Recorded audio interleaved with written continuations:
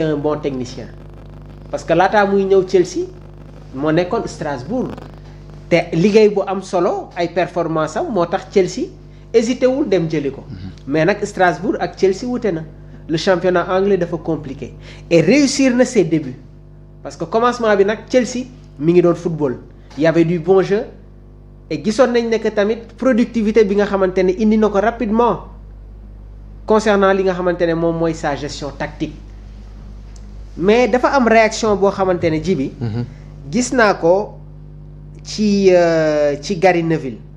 Ouais. Gary Neville. waaw. Ancien international anglais. Légende de Manchester. nee na les propriétaires de Chelsea n'ont aucune idée de ce qu'ils font xamuñu lu ñuy def. dañuy tâtonner. non c'est-à-dire ces dirigeants là sont en train. de se chercher. ñi ngi yàq l'image du club. mais xoolal bi fa Roman Abramovich jógee ba tey ñaata joueurs ñoom ñoo ñëw Chelsea ñaata entraîneur ñoom ñoo ñëw Chelsea regarde ce qu'ils ont fait à Thomas Tuchel koo xamante ne moo la jëlal Champions League 2-3 matchs problème am nga ne kooku soxlaatoo ko mais il faut quand même être raisonnable une grande équipe par moment ça va pas xoolal tey jii le Real. Paris Saint-Germain tolloon nañu ci benn période boo xamante ne c'était compliqué xoolal Manchester City daaw ak ren da ngay xool ne que les débuts de saison étaient compliqués mais doo gis mukk ñuy jël yenn décisions yi rapidement mais ils ont fait de très mauvais choix Thomas Tuchel Graham Potter Mauricio Pochettino Enzo Maresca léegi nag dafa am beneen attitude boo xamante ne dama koy dénoncer. muy fin bi Liam Rossignol maîtriser tout le groupe. Oui parce que barki dem bi ñuy joué contre Brighton Cole Palmer joué wul de. amul blessure de moom ak Liam Rossignol jokkalante nañu ay kàddu yu doy waar bugguma si nag jaaraat. entraîneur bi écarté ko. ba pare am na ay yenn information yoo xamante ne yenn joueurs yi dañ koy fuiteloo ñi ngi cité Cucurella. que moom mooy fuiteloo yenn information yi loolu nag su amee ci équipe mooy entraîneur bi maîtriser tout li nga xamante ne moom mooy son vestiaire et quand un entraîneur ne maîtrise plus son vestiaire day am ay couac day am explosion et loolu tey jii dafay indil problème. Chelsea nag toog nañu lu yàgg joué wuñu 5 matchs te dugaluñu but Chelsea toog na 5 matchs d'affilée yoo xamante ne 5 défaites la et ils n'ont pas marqué de but. Le fait que Chelsea n'a pas marqué de but 5 matchs, est-ce que c'est pas le regret de Nicolas Jackson? L'histoire donne raison à Nico. Djibi, il faut être quand même sérieux. Yàgg naa di leen ko wax. Cole Palmer n'est pas bien. Dem leen ngeen def une analyse sur la première saison de Nico à Chelsea ak deuxième saison am. Il y a une grande différence. Le joueur s'est évolué. Nicolas fait jouer l'équipe. Avec Nicolas, Enzo Fernandez est décisif. Avec Nicolas, Cole Palmer est brillant et exceptionnel. Mais Nico bi mu demee ba tey d'accord Joao Pedro quand même nag son arrivée a été important parce que am na leen loo xamante ne nag indi na ko ci club bi. Il est en train de marquer ses buts peut-être que yenn blessures yi sax moom moo ko xaw a sonal mais man je voyais ñu associer benn Joao Pedro ak Nicolas Jackson Enzo Maresca si tànk yooyu la nekkoon parce que Enzo ni Vincent Kompany di utiliser Nicolas Jackson au Bayern noonu la ko bëggoon utiliser loo derrière Joao Pedro wala mënoon na sax jouer loo Nicolas Jackson comme avant-centre jël Joao Pedro di ko football loo si style bi nga xamante ne moom la doon jouer bi mu nekkee Brighton ak Watford il se retrouvait comme benn genre électron libre derrière l'attaquant. te nee naa la fii Matheus Cunha. Joao Pedro. Roberto Firmino du ñu ay avant-centre type. Karim Benzema. c'est des électrons libres ay second attaquant lañu. mais football toll na fenn foo xamante ne la polyvalence est quelque chose de très important. Chelsea nag suñ ko waxee suñu xel day dem ci Mamadou Sarr. Liam Rossignol moo insisté pour que direction bi dem récupérer waat Mamadou Sarr Strasbourg parce qu'ils avaient des problèmes au niveau de leur charnière centrale. Il y a de l'instabilité. Wesley Fofana par moment kenn du ko comprendre Axel Disasi mi ngi West Ham mi ngi joué mais nekk na joueur boo xamante ne il n'est pas au niveau de Chelsea. flop la Benoît Badiachile, Léo Colwill impacté leen, Trevoh Chalobah, Achean Pong, Adara Bio, c'est des défenseurs yi nga xamante ne attends nekk ñu ci benn niveau bi. yàgg naa di leen wax ne que Chelsea a toujours eu de grands défenseurs, les William Gallas, les Ricardo Carvalho, ay ñoom Alex, les David Luiz, les Thiago Silva, le capitaine emblématique, la légende John Terry. J'en cite, mun naa la citer waatal yeneen. Ivanovic. Ils ont Branislav Ivanovic, l'international serbe. Paulo Ferreira, arrière droite. Ivanovic, défenseur central, reconverti comme arrière, comme arrière droite. Parce qu'à un moment donné, défense Chelsea bi, Petr Cech la woon, John Terry, Ricardo Carvalho, Ivanovic, Ashley Cole.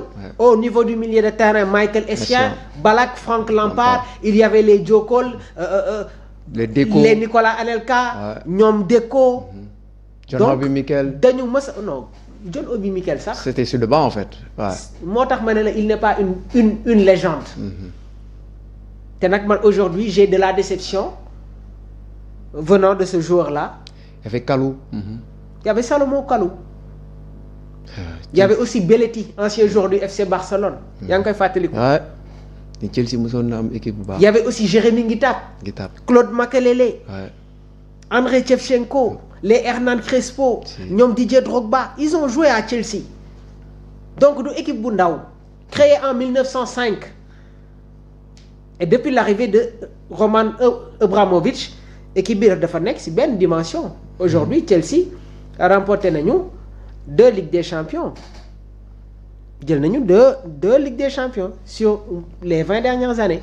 jël nañ fi ay championnat mais nag tey jii nii bi propriétaires yi ñëwee dañu indi ay problèmes. Chelsea moo nekk équipe boo xamante ne moo ëpp lu mu abale ay joueurs ci àdduna bi. c'est terrible. joueurs yu mu abale ay jeunes. c'est terrible salaire masse salariale boobu bu ñu ko récupéré moo tax am na ay yenn joueurs sénégalais yoo xamante ne je ne les conseille pas d'aller rejoindre Chelsea. ah bon. Iliman Ndiaye. mun naa fa ñëw wala. dugal ko fii lañ nekk Chelsea mais d'abord dama bëgg a des tuuti sur la situation de Mamadou Sarr. waaw ñëw Mamadou Sarr. nee naa la sànq Liam Rossignol moo insisté pour club bi dem jëli ko parce qu'ils ont des problèmes mais nag Liam Rossignol tamit dafa tayle booy bi. comment. parce que contre le Paris Saint-Germain.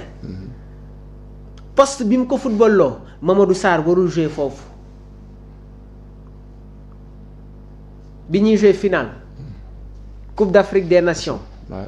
Face au Maroc. Abdoulaye Seck a fait son entrée.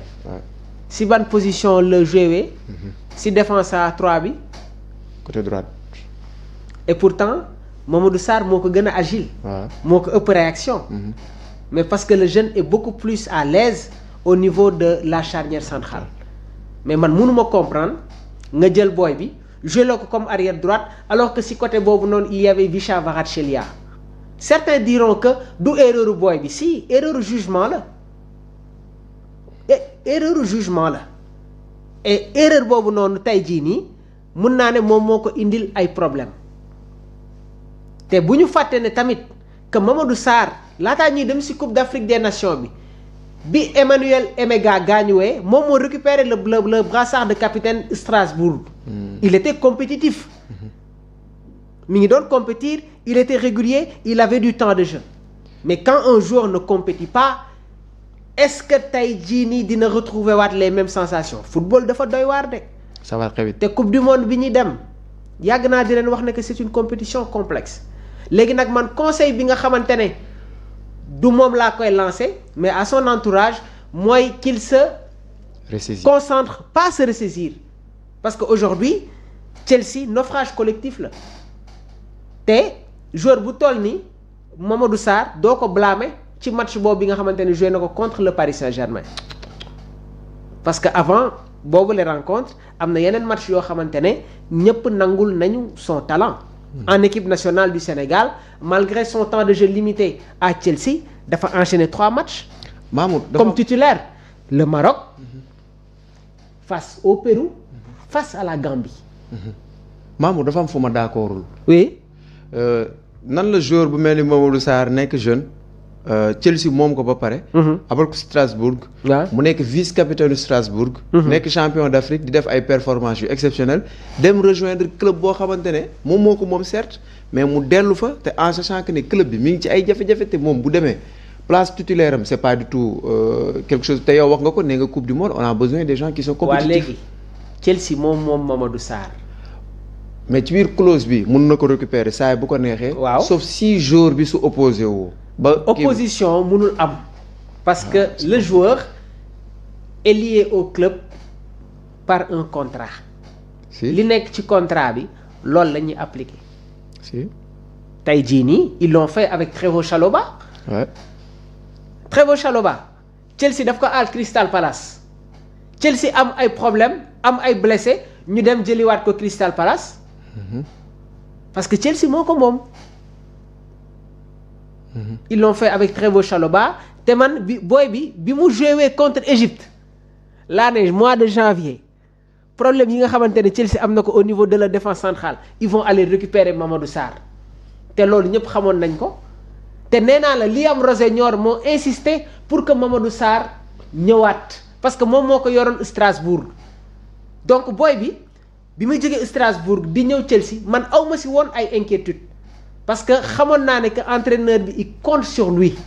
mais derrière l'entraîneur il y a des problèmes internes dans l'administration des Blues par moment entraîneur yi du ñu jël ay décisions Enzo Maresca bi Chelsea di jëndi Liam Delap João Pedro il comptait toujours sur Nicolas Jackson après la coupe du monde des clubs dafa ne woon lan Nicolas doit se battre pour retrouver li nga xamante ne moom mooy encore sa place de titulaire.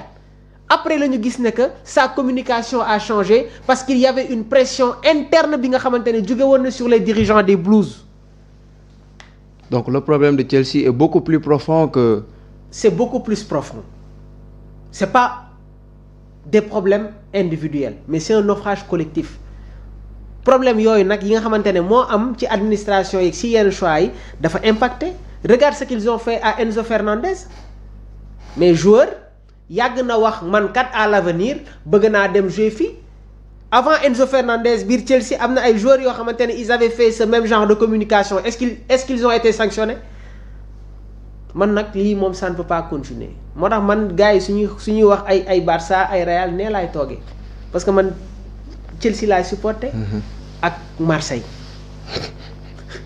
jibi Marseille c'est compliqué c'est très compliqué léegi nag moo tax ma ne la il n'a qu'à se concentrer pour la prochaine Coupe du Monde. Mais comment se concentrer pour la prochaine Coupe du Monde quand on n'est pas compétitif? Krépin Diatta. L'exemple de Krépin Diatta est très particulier parce que c'est Coupe d'Afrique là. La Coupe du Monde c'est très relevé. Là où il y a l'Espagne, Angleterre, Brésil et consorts, France. D'accord, je suis tout à fait d'accord, Djibi. Mais il faut savoir que ces jeunes-là, ce sont des professionnels. Et en dehors du club, ils sont bien entourés, ils ont des spécialistes yi nga xamante ne ñoom ñoo leen di conseiller ñoom ñoo leen di préparer. Un Mamadou Sarr qui n'est pas prêt ñu xëy surprise du chef. mais attention ñu ne moom la ñuy def contre France nan la ñuy def non exemple je donne exemple. il y a des matchs yu des ak Chelsea seen entraîneur changé nañ ko keneen ñëwaat na li ñuy ñaan instant bii nii mooy mu retrouver waat li nga xamante ne moom mooy la régularité d'abord ce qui est important mooy il est toujours dans le groupe de performance donc il s'entraîne avec l'équipe A loolu benn point la mais beneen point bi tamit mooy tey jii nii il doit tout faire pour regagner la confiance de l'entraîneur intérim ki nga xamante ne moom moo mujjee ñëw booy bi il a le potentiel pour s'imposer à Chelsea parce que ñi fa nekk mënuñu ko ay Chalobah ak ay Fofana ils sont pas plus forts que Mamadou Sarr léegi nag il y a des décisions yi nga xamante ne du nekk ci joueur bi mais dafay jóge ci entraîneur bi. Mamour man dama am lu ma jaaxal. oui. Chelsea a dépensé énormément de milliards d'euros pour se faire des défenseurs ñoo xamante ne xamuñu dara. Axel Disasi Benoît Badiachil man Adara Bio je sais pas qu'est-ce qui s'est passé ba Chelsea dem jënd je suis désolé bugguma sax wax joueur xamul dara parce que c'est des professionnels mais dama jàpp ne que ils ne sont pas au niveau suñu waxantee dëgg rek ñooñu ils ne sont pas